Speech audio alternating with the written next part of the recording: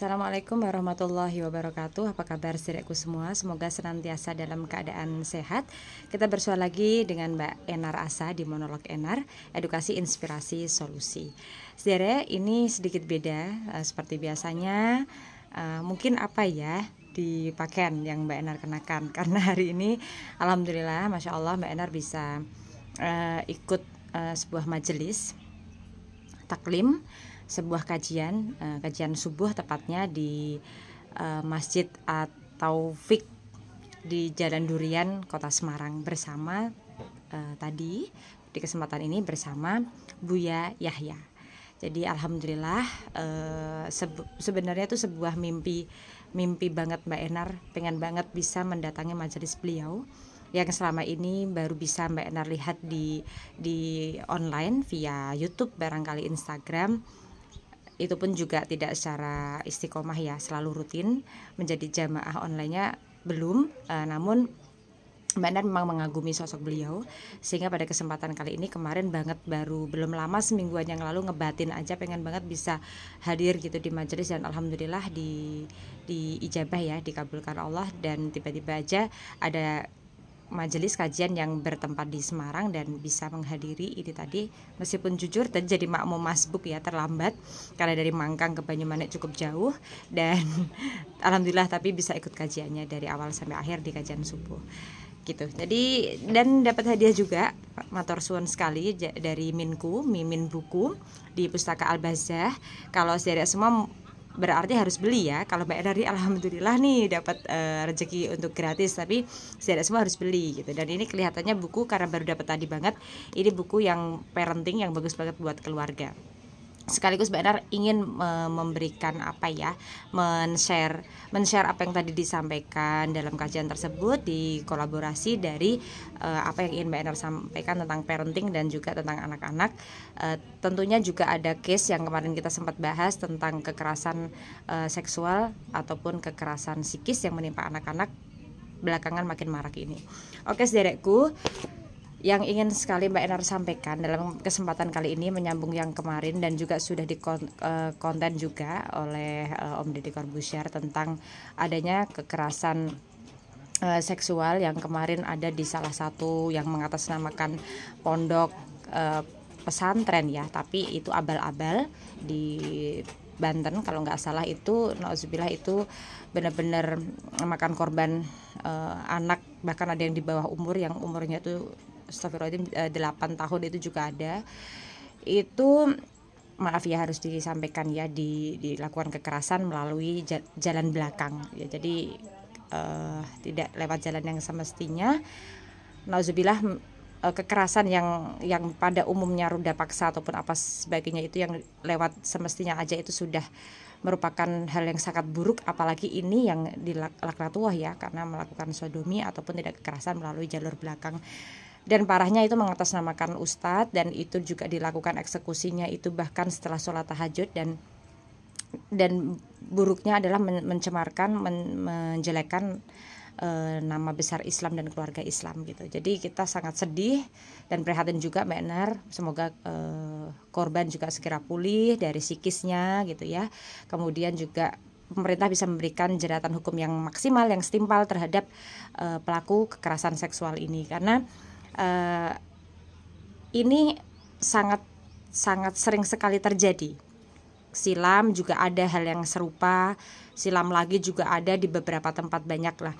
Ini yang penting adalah bagaimana ketika pemerintah sebetulnya sudah memiliki peraturan, bahkan peraturan presiden, Perpres tentang kebiri kimia, yang belum berani untuk dilakukan secara umum ataupun jamak. Biasanya kebiri kimia itu kasuistik aja, yang bisa melakukan tentu kan detailnya adalah dari pihak medis ya, dokter anestesi ataupun ahli terkait gitu. Tapi ketika ada kasus yang sangat meresahkan ini, saya pikir pemerintah pusat bisa direspon pemerintah daerah untuk melakukan kajian yang menyeluruh dan eksekusi juga untuk para pelaku ini, supaya mendapatkan hukuman setimpal dan juga jera untuk tidak melakukan tindakan kekerasan seksual itu lagi, apalagi ketika korbannya di bawah umur.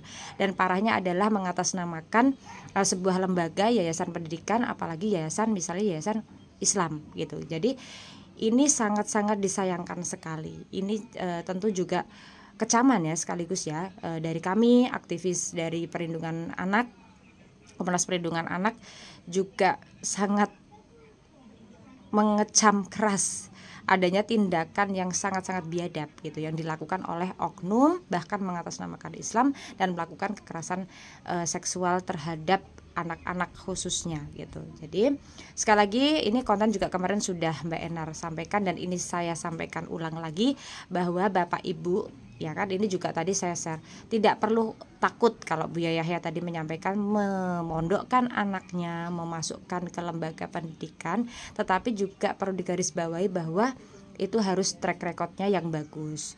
Jadi kemarin kan di konten sebelumnya Mbak Enar mengatakan jangan tergiur dengan adanya lembaga yang berahu, lembaga yang kemudian mendapatkan izin dari pemerintah yang notabene hari ini mudah gitu mendapatkan izin.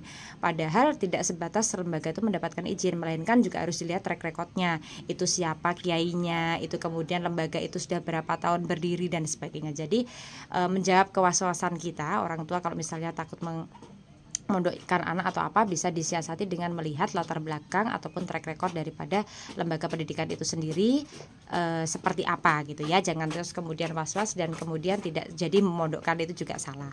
Kemudian selain itu di samping misalnya karena tadi was-was, misalnya memang terpaksa sekali tidak bisa memondokkan ataupun apa, tetapi hati itu kata Buya tadi harus tertaut, hatinya tertaut oleh pondok. Artinya apa ya? Jadi mondok itu fisik badan secara alamiah itu secara lahiriah itu diutamakan ya, karena Mbak Enar itu juga nggak mengenyam pesantren tapi mengenyam pendidikan madrasah diniyah saja dan juga mengaji di guru kampung maupun kemudian alhamdulillah secara online ini karena kecanggihan teknologi. Tapi misalnya kok sampai tidak bisa memondokkan anak dengan satu lain hal, hatinya yang harus tertaut. Jadi apa itu mendidik anak? Barangkali kalau ini izin mempromokan, nggak apa-apa ya kita mensiarkan buku ini. Saya baru baca-baca sebagian aja dari judul karena baru dapat. Ini juga mengupas banyak tentang parenting anak ala Islam. Jadi misalnya terpaksa tidak bisa mondokkan secara fisik, itu hatinya yang tertaut. Tadi Buya mencontohkan misalnya kita punya anak kita kirim 1 juta per bulan misalnya, kita tambahkan 1.100.000-nya nanti tolong ya nak, nanti kirimkan ke yayasan apa atau kirimkan ke pondok ini. Supaya apa? Supaya kalau ngamal itu bukan pakai tangan kita sendiri, tapi anak kita juga kita ajarkan untuk juga tahu tentang ngamal itu gitu. Kemudian apa ya yang lain-lain ya. Jadi hati ya, pentingnya menjaga menjaga hati tadi disampaikan, tapi lebih banyaknya adalah kalau yang berkaitan dengan anak supaya kita tidak mudah untuk kemudian melakukan tindakan yang tidak baik gitu.